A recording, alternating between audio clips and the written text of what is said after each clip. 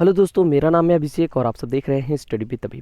तो दोस्तों, आज हम बात करेंगे यूपी ट्रिपल एससी के पेट एग्ज़ाम के सिलेबस के बारे में। एग्ज़ाम का पैटर्न क्या है और एग्ज़ाम का के लिए एलिजिबिलिटी क्या होनी चाहिए, यानी कि कौन से लोग इस एग्ज़ाम को दे सकते हैं।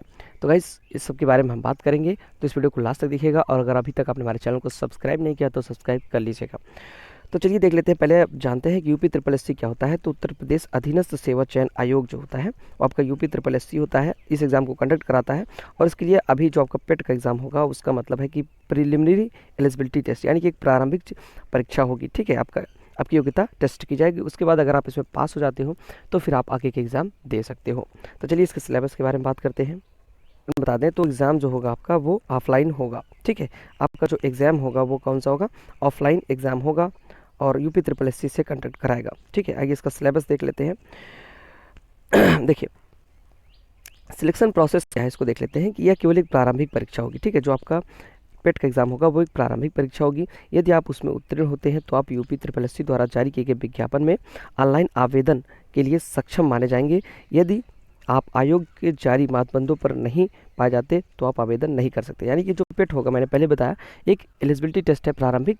अगर आप इसमें पास होते हैं तो आप आगे की परीक्षाएं दे सकते हैं। ठीक है, जो यूपी ट्रिपल एससी कंडक्ट कराएगा। ठीक, अब देखिए इसका एग्जाम पैटर्न देख लेते हैं क्या है। तो देखिए, सभी प्रश्न का प्रकार बहुविकल्पी होगा, यानी एमसीक्यू टाइप सभी क्वेश्चन होंगे और ये दोनों हिंदी और इंग्लिश दोनों में आएंगे। ठीक है, इसके लिए आपको 2 घंटे का समय दिया जाएगा और 1/4 ऋणात्मक अंक होंगे। यानी कि अगर आप क्वेश्चन 4 क्वेश्चन गलत करते हो तो आपका एक सही क्वेश्चन गलत हो जाएगा। ठीक है, यानी कि इसमें नेगेटिव मार्किंग है। आपको जो क्वेश्चन आ रहे हैं वही करने हैं, और जिनको जो नहीं आ रहे वो नहीं करने, क्योंकि उसमें आपको नंबर कटेगा। ठीक है, अगर आप नहीं करते हो तो कोई नंबर नहीं कटता, लेकिन अगर आप करते हो और वो गलत हो जाता है तो आपका 1/4 नंबर काट लिया जाता है। चलिए अब बात करते हैं इसमें कि कितने कितने प्रश्न किससे आएंगे। तो पहले आप समझ लीजिए कि टोटल आपके कितने प्रश्न आएंगे, 100 प्रश्न आएंगे। याद रखिए, कितने प्रश्न आएंगे, 100 प्रश्न आएंगे। और आपका जो समय होगा वो कितना होगा, समय 2 घंटे का होगा, 100 प्रश्न करने हैं। अब किस विषय से कितना आएगा वो देख लेते हैं। देखिए, भारतीय इतिहास की अगर हम बात करें तो भारतीय इतिहास से आपके कितने प्रश्न आएंगे, 5 प्रश्न आएंगे। यहाँ पे देखिए, अभी डिटेल में बात करेंगे भारतीय इतिहास में कौन कौन सा टॉपिक आएगा। ठीक, भारतीय इतिहास से 5 प्रश्न आएंगे। उसके बाद भारतीय राष्ट्रीय आंदोलन जो हुए थे उनसे 5 प्रश्न आएंगे। भूगोल से आपके 5 प्रश्न आएंगे और भारतीय अर्थव्यवस्था से आपके 5 प्रश्न आएंगे। ठीक है, और उसके बाद भारतीय संविधान और लोक प्रशासन से आपके 5 प्रश्न आएंगे और सामान्य विज्ञान से आपके 5 प्रश्न आएंगे। फिर आपकी बात है गणित की बात, तो प्रारंभिक अंक गणित जो होता है उससे आपके 5 प्रश्न आएंगे और सामान्य हिंदी से आपके 5 प्रश्न आएंगे। ठीक है, और सामान्य अंग्रेजी से भी आपके 5 ही प्रश्न आएंगे यहाँ पे, और रीजनिंग से भी 5 के प्रश्न आएंगे। समसामयिक यानी करंट अफेयर से 10 क्वेश्चन आएंगे आपके। ठीक, और सामान्य जागरूकता, ठीक है, उससे आपके कितने प्रश्न आएंगे, आपके 10 प्रश्न आएंगे।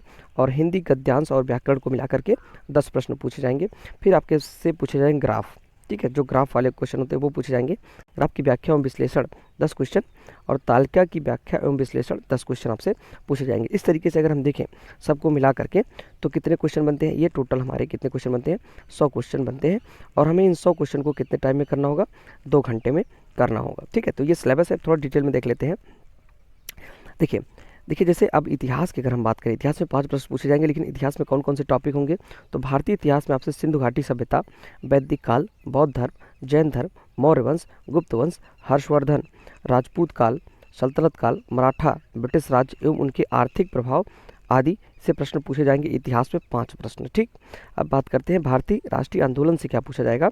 तो भारतीय राष्ट्रीय आंदोलन से आपका स्वाधीनता आंदोलन, महात्मा गांधी का जन्म एवं अन्य नेताओं की भूमिका, क्रांतिकारी आंदोलन, विधायी संशोधन, भारत छोड़ो आंदोलन और नेताजी सुभाष चंद्र बोस इत्यादि से आपके क्या है, 5 प्रश्न पूछे जाएंगे। ठीक, भूगोल की अगर हम बात करें तो भारत एवं वैश्विक भूगोल से पूछी जाएंगी, नदियाँ पूछी जाएंगी, घाटी, मरुस्थल, वन और टाइम जोन, जनसंख्या एवं प्रभाव आदि से आपसे प्रश्न पूछे जाएंगे। ठीक, अब बात करें भारतीय अर्थव्यवस्था।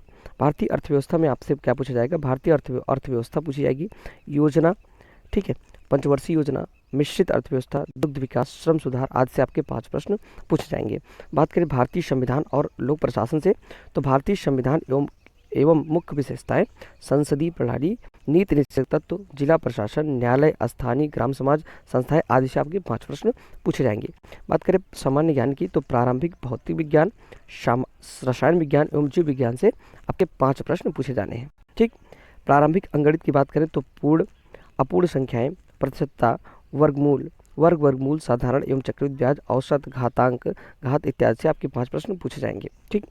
और सामान्य हिंदी की बात करें तो संधि, विलोम शब्द, पर्यायवाची, वाक्यांश के लिए एक शब्द, मुहावरे, लेखक रचनाएं, सामान्य अशुद्धियाँ, इन सब से आपके 5 प्रश्न पूछे जाएंगे। इन सब का आप स्क्रीनशॉट भी ले सकते हैं।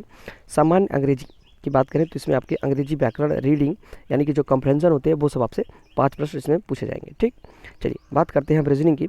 तो रीजनिंग में आपका जैसे क्रम होता है, सीरीज वाला जो होता है, रैंकिंग, उसके बाद संबंध, कैलेंडर, घड़ी, कोडिंग, डिकोडिंग आदि से आपके 5 प्रश्न पूछे जाने हैं। बात करें समसामयिकी की तो भारत एवं वैश्विक से आपके 10 प्रश्न पूछे जाएंगे। ठीक।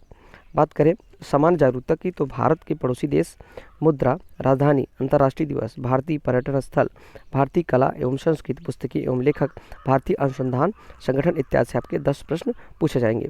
अब बात करें हिंदी गद्यांश व्याकरण की तो अपठित गद्यांश एवं विवेचना आपसे 10 प्रश्न पूछे जाएंगे। ठीक। बात करें ग्राफ की व्याख्या एवं विश्लेषण से तो आपके 10 प्रश्न इसमें से भी पूछे जाएंगे, ग्राफ वाले प्रश्न। और तालिका की व्याख्या एवं विश्लेषण से भी आपके 10 प्रश्न पूछे जाएंगे। ठीक है। तो ये हो गया आपका सिलेबस जो पेट का एग्जाम है। ठीक है। तो इसके लिए सिलेबस जारी कर दिया गया है, इसको देखते हुए आप अपनी तैयारी अच्छे से करें। ये सिलेबस है, आप इसका स्क्रीनशॉट ले सकते हैं। अगर आपको वीडियो अच्छी लगी तो चैनल को सब्सक्राइब करना। Thanks for watching.